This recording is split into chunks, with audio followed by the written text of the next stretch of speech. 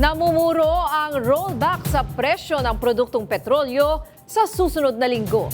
Kasunod ito ng 2 linggong ceasefire sa pagitan ng Estados Unidos at Iran. May umaarangkadang balita si Justin Ignacio live. Justin? Ninya, tila matagal-tagal na rin na hindi naririnig ang salitang rollback pagdating sa presyo ng produktong petrolyo. At bagamat 3 araw pa lang ang trading, umaasa ang mga drivers na magtutuloy-tuloy ang pagbaba ng presyo nito. Mahigit 1 buwan matapos ang tila walang katapusang pagtaas sa presyo ng produktong petrolyo. Bunsod ng mahigit 1 buwang giyera sa pagitan ng Estados Unidos at Iran.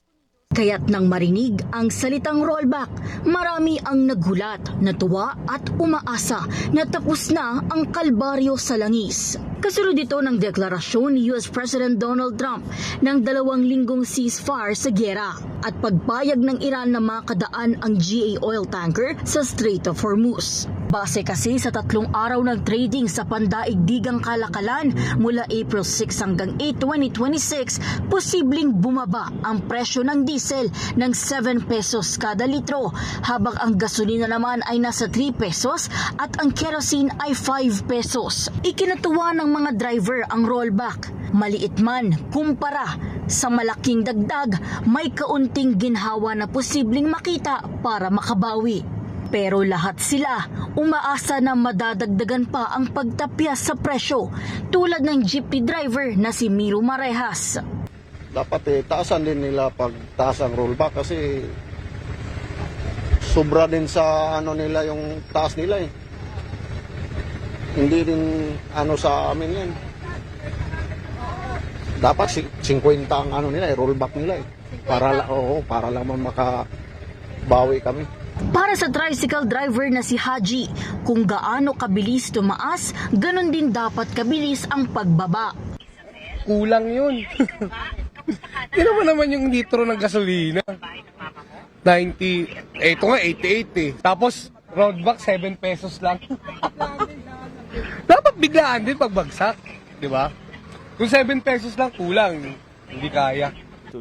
Pero gustuhin man ng Marcos Jr. administration, hindi ganun kadali ang pagbaba sa presyo ng produktong petrolyo. Paliwanag ng Department of Energy, bagamat may ceasefire, hindi babalik sa tinatawag na pre-war levels ang presyo dahil sa pinsala sa mga oil infrastructure sa gitnang silangan. Una na ring sinabi at binigyang diin ni Pangulong Ferdinand R. Marcos Jr. na sasamantalahin ng Pilipinas ang ceasefire para makapag-imbak ng maraming langis.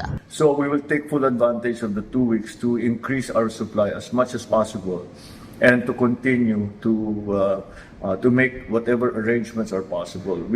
Dasal ni Pangulong Marcos Jr. ang lahat ng leader ng bawat bansa sa buong mundo na mapalawig ang ceasefire kung di man itigil na ang giyera.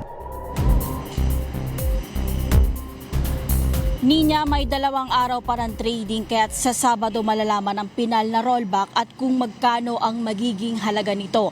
Dito sa kinatatayuan ko sa isang gasoline station sa Anonas, Quezon City, ang presyo ng diesel ay 137 pesos kada litro at ang gasolina naman ay 88 pesos kada litro. Ninya? Alright, abangan natin ang rollback sa Tuesday. Justin, maraming salamat, Justin Ignacio.